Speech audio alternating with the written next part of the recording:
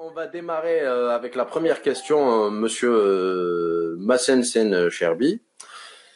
Est-ce que vous avez vu le brouillon de la Constitution que le pouvoir en place a publié récemment? Et quel est votre commentaire sur ce contenu en laissant de côté la démarche et la légitimité de ce produit, car on y reviendra par la suite, justement, si c'est oui, bien sûr. Et que pensez-vous de la survie du tiers présidentiel à cet avant-projet de constitution, de l'éventuel changement de stratégie militaire, ainsi que la proposition qui consiste à remplacer la Cour constitutionnelle par une assemblée constitutionnelle? Donc globalement, le texte de la révision, de l'avant-projet de révision constitutionnelle de 2020 s'inscrit dans la continuité déjà des révisions constitutionnelles de 1996 et de 2016. On est dans une continuité totale, hein. C'est-à-dire que d'un côté, il y a des dispositions relatives à l'organisation des pouvoirs publics qui ne changent pas fondamentalement le régime, voire même qui le renforcent. Et j'en donnerai des exemples. Et de l'autre, pour maquiller le maintien des dispositions autoritaires, que je vais citer, on promulgue, on proclame un certain nombre de droits qui sont très très beaux, hein, des droits très importants, etc., que personne ne contesterait, hein, comme par exemple la condamnation de la maltraitance des femmes, etc., ça c'est évidemment. Mais c'est pour maquiller finalement le maintien du régime autoritaire. Et alors, je vais vous donner les exemples, hein, si vous voulez, puisqu'en fait, pratiquement rien n'a changé, l'essentiel a été conservé. On va revenir sur le tiers présidentiel. Le président de la République est toujours seul à l'initiative de la révision de la Constitution. Article 7, alinéa 2, la souveraineté nationale appartient exclusivement au peuple. Belle proclamation. Mais le pouvoir souverain par excellence, le pouvoir souverain, c'est le pouvoir suprême. Il n'y a pas de pouvoir au-dessus.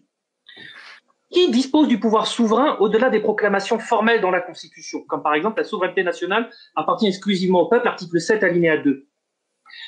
Quand vous dites que, article 208, alinéa 1er, seul le président de la République est à l'initiative de la révision de la Constitution.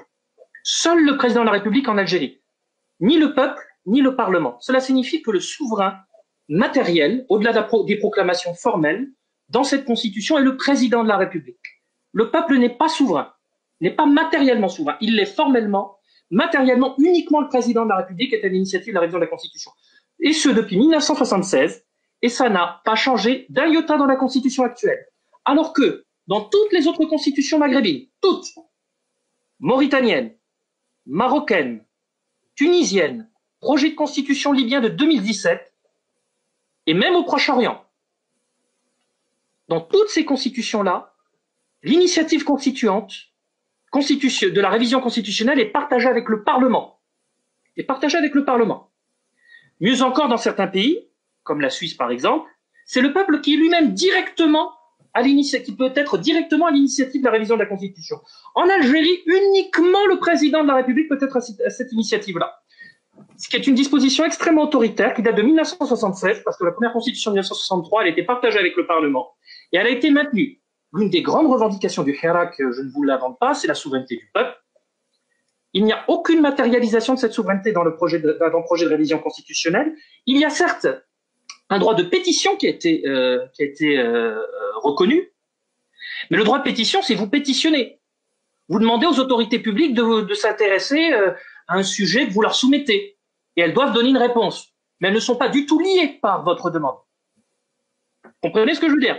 Oui. Et ça existe au Maroc, en fait, depuis 2011, ce droit de pétition-là, au niveau local et au niveau national au Maroc. Donc, ils ont sans doute repris ça de la Constitution marocaine, qui a beaucoup inspiré la Constitution algérienne à l'occasion de la révision constitutionnelle de 2016. Et donc, il n'y a aucune matérialisation de la souveraineté du peuple. Aucune. Rien n'a changé là-dessus. D'accord? Le peuple est toujours, est toujours un mineur, tenu par ses représentants, et son représentant principal est le président de la République. Je répète, dans toutes les autres constitutions maghrébines, cette initiative de la révision constitutionnelle est partagée avec le Parlement, et même ailleurs, dans certains pays qui sont beaucoup plus en avance, le peuple a lui-même directement cette initiative-là. Il est matériellement au-delà des proclamations formelles, souverain. Donc ici, rien n'a changé. Hein, et ce depuis la Constitution de 76 qui est à l'origine de notre Constitution. Je continue.